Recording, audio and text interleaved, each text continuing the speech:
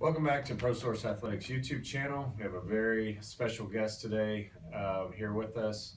We have Matt Anderson of the Toronto Blue Jays, who is actually a good friend of mine and also the gentleman who drafted me back in 1998, as he will tell you here shortly, one of the best picks he ever made in his whole career. No doubt. On the amateur side.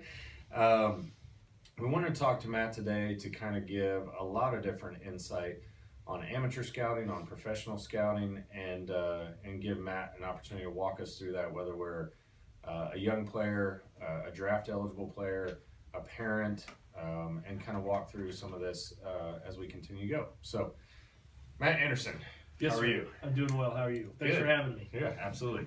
Tell me a little bit about your background and how you got into this, why you got into it, that sort of thing. This is my 20th year as a professional scout. I have worked for the Atlanta Braves, Montreal Expos, the Florida Marlins, and now the Toronto Blue Jays. 15 years of that was as a what was called an area scout that focused on the amateur side of scouting. The job I do now is main focus is major league and minor league scouting. But I've been in baseball. Prior to being a scout, I was the coach at Benedictine College, which was a small college in Kansas. And prior to that, I was a player and graduate assistant at Oklahoma. So for about roughly 30 years, I've been involved either as a player, coach, or scout in the great game. Wow, Very awesome. blessed. Yeah, that's huge. So we always hear in scouting about the tools, right? Mm-hmm. And would you mind taking us through the 5 tools and then maybe some of the intangibles that you guys look for? Sure. So a position player, which is somebody who's going to hit, not pitch, he's got 5 tools that we look at. It's the ability to hit for power, the ability to run, the ability to field, and the ability to throw. So those are kind of the standard pillars that every guy that I go in, I have a box that I have to fill out on a report, whether you're an amateur or a major leaguer. And those are the primary things that I'm going to begin with. And we're going to give you a present and a future grade. And in the terminology that scouts use, a 50 is an average major league grade.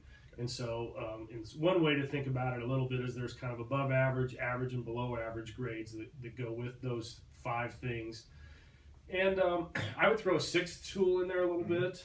So to kind of capsulate it all out, as you begin to look at what kind of player he is, there's the 6th tool, so would be the ability to play, would be the ability to use those tools functioning on a baseball field to impact the game. Okay. So again, there's kind of 2 ways to look at it. You're looking at each individual piece that you break apart. I have you run the 60, I can give you a grade. A 6.8 would be an average 60-yard dash time. I could have you throw from shortstop, and just by my eyes watching how the ball carries, give you a grade on whether that was average or not. And obviously the hitting grades are more subjective.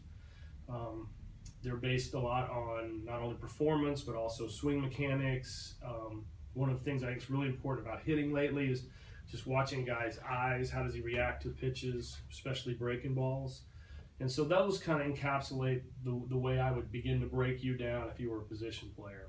Oh, that's great. What about, let's say you're looking at a guy who all 3 tools, like he had out of the 5 tools, each of these 2 guys has 3 of the tools, but they play different positions. How does that grading work when they're playing different positions? Sure. So I do believe that each position on the field, we talk about kind of a 3-tool profile, and they are different. So if you're going to play center field, the ability to run and the ability to the ability to run and the ability to play defense are probably ranked very high.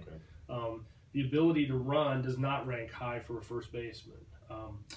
One thing I would say about almost all the positions at the major league level now, you got to be able to hit. I mean, you really do. There are a few spots on a major league roster, maybe the 5th outfielder that kind of is a run defense oriented guy, maybe the backup shortstop, maybe the backup catcher. And so in some ways, hitting is almost a requirement of every guy that plays. There are very few guys that are playing now. That being said, I do think that you can look at some of the different tools. Shortstop, obviously, the ability to play defense and throw and run are 3 important tools. First baseman, you have to have the ability to have power. You have to have the ability to hit. Or we don't have too many defense first kind of oriented first basemen. And so when I do go in and I break down your 5 tools, one of the next questions I would ask myself is, where do you belong on the field? Where are you playing? Where do I think you might be able to play? And so that does begin the conversation of, well, he's a shortstop. Well, I don't think he can throw enough to play shortstop. So now maybe he has to play second base or third base. And again, I think that's the beginning of kind of understanding how the tools affect different positions. Oh, that's awesome. So my favorite position on the field, pitcher. Okay, we have to have them. You have to have pitchers. They're a necessary evil. That's right. Give me a sense of pitching. I mean, obviously we've come into this culture. We're going to address this a lot on the YouTube channel, on Instagram, on some of our social media. But it seems like velocity is king, and always has been. However, as a former pitcher, I'm also seeing what I would call pitchability, things that a pitcher needs to be able to do in order to get hitters out at the next level. So give me your thoughts on that as far as how pitchers are graded, and then kind of where you see this whole thing going with. Yeah, I think pitchers have tools also. I mean, we're going to break down your individual pitches. So let's just start with your fastball. Within your fastball, I'm going to grade out the velocity, and velocity is important. I mean, if you sit in enough major league parks, especially relievers, velocity, most of the guys have velocity. I mean, you don't see many guys with sub 90 fastball, especially if you're right-handed. But I'm also going to grade your ability to throw it where you want. So that term would be command.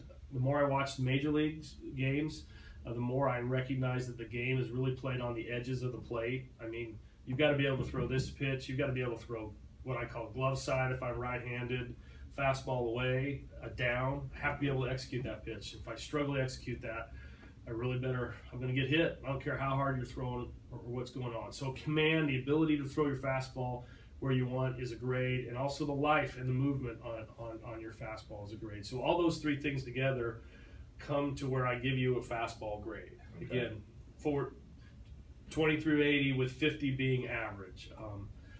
I think it's different I think the ability to command your pitches, the higher level you go, becomes more and more important. Okay. We're also going to look at breaking balls. And again, I think within breaking balls, you've got multiple things. You're looking at depth of break. You're looking at speed of break. We can even measure now how many rotations your ball breaks. I don't completely understand all those things, and whether you can throw them for strikes. And again, so the beginning, when you walk on the mound and I begin to scout you, probably the first thing I'm looking at is your delivery and your arm slot and what your body looks like. Secondly, I'm beginning to break down your pitches. And then let's say I'm watching a minor league guy and it progresses, and now I get to the 4th or 5th inning. I try to have some sense of, kind of like I gave you a 6th tool for a hitter, there's a 6th tool for a pitcher, and it's just the ability to pitch. And how do I take all of those ingredients together, and can I execute them on the plate, and can I get out hitters? And that kind of becomes an overall grade of what you're looking at. So that's kind of raw tools, that's pitches, that's stuff, and that's important. And oftentimes I think we do scout stuff. Sure. And guys with better stuff, especially as amateurs, get more attention. I mean, there's no doubt there are many times it's like, hey, the guy's throwing 93, we've got to go see him. But there's more than just throwing 93. And studies have shown us lately that velocity is just going up and up and up. And what 15 years ago, an average fastball might have been 90 miles an hour. I mean, literally the major league average is now 93 miles an hour. And if you throw out of the bullpen, I mean, you throw hard. I mean, You better be 95 plus. yeah, I mean, it's that. So I think if we talked about command, again, pitching on the edge is important. I do believe you have to get into 2 other ingredients, which are, what does your delivery look like, and what does your arm action look like? Those are things that I'm always going to evaluate. The common denominator of success that I've found is direction. Guys that have really good lower half direction especially helps them with extension, which helps with deception, which helps with life. And that's an ingredient that I've watched enough guys now that I certainly I want to see direction. I want to see finish to what we're doing there. So that's great. So given your background, you mentioned you're a small school, you mentioned you played at a big school, and then in the amateur and pro world, give us a sense from just watching guys. Does it matter to you let's say you had to go see a kid in Broken Bow, Oklahoma versus Dallas, Texas, right?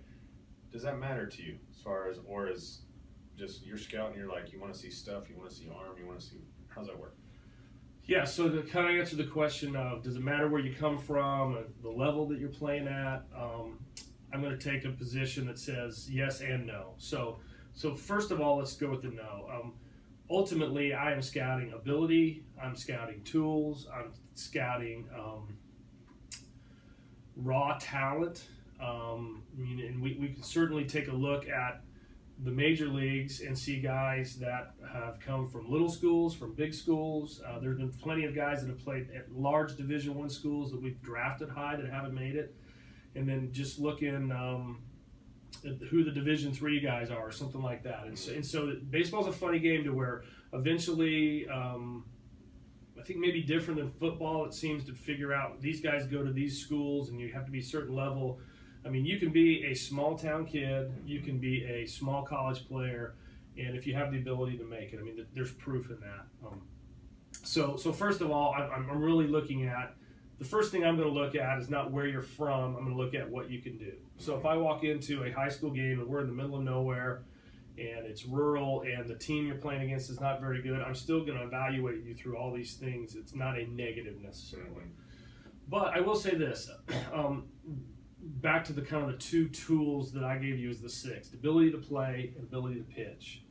The more I can see you against better competition and the more you succeed, the more I'm convicted that you can play or you can pitch.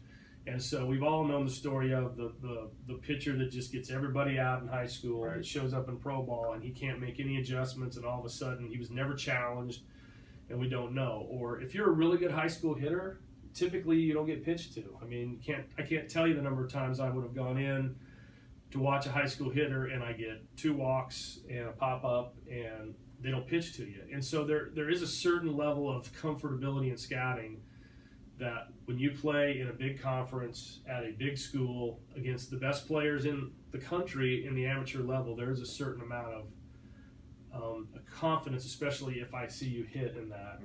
Same thing if I see you in the area code games or the Under Armour Classic or some of those things against the best pitchers to where they challenge you in more of a pro environment.